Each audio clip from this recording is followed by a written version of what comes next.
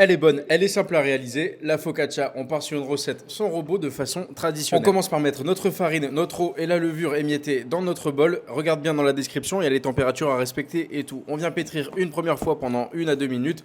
On ajoute le sel, on repétrit 2 minutes et après on vient mettre l'huile d'olive. Le but final étant de pétrir jusqu'à incorporer l'huile d'olive en totalité. Si la pâte est encore granuleuse, ne t'inquiète pas, on part sur 20 minutes de repos et là tu vas voir la pâte va se détendre. Tu vas venir la retravailler avec un peu d'huile d'olive sur tes mains et le but ça va être de la rabattre vers toi gentiment et tu auras une boule bien lisse, bien magnifique. Une fois cette étape terminée, on vient mettre notre pâte dans un récipient fermé hermétiquement et on part sur 35 minutes de pouce à l'extérieur et une nuit dans le frigo. Alors oui, prends ton mal en patience, mais les pâtes à pain comme ça prend du temps pour que ce soit bien bon. Tu viens sortir ta pâte le matin, 30-40 minutes avant pour qu'elle revienne à température. Tu l'étales dans ta plaque pré-huilée. Alors la focaccia, tu vas voir, c'est de l'huile, sur de l'huile, sur de l'huile. Là, je te dévoile un petit secret, c'est la préparation qu'il faut mettre sur le dessus de la focaccia pour qu'elle croustille bien. C'est simplement de l'huile d'olive et de l'eau que tu as mixé pour que ce soit bien émulsionné.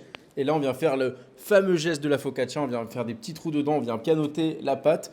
Petite fleur de sel, là c'est à vous de voir l'assaisonnement que vous voulez, des olives, du romarin, vous faites ce que vous voulez. Avant de partir en cuisson, on repart sur 30-40 minutes de pouce à couvert à l'extérieur et on fait chaleur tournante, 210 degrés pendant 20-25 minutes. Et là tu as une focaccia qui croustille, qui est moelleuse et là c'est parfait pour la manger comme ça ou les sandwichs. Maintenant que tu sais faire une focaccia, le plus dur ça va être de la partager parce que franchement elle est vraiment bonne. Allez, abonne-toi.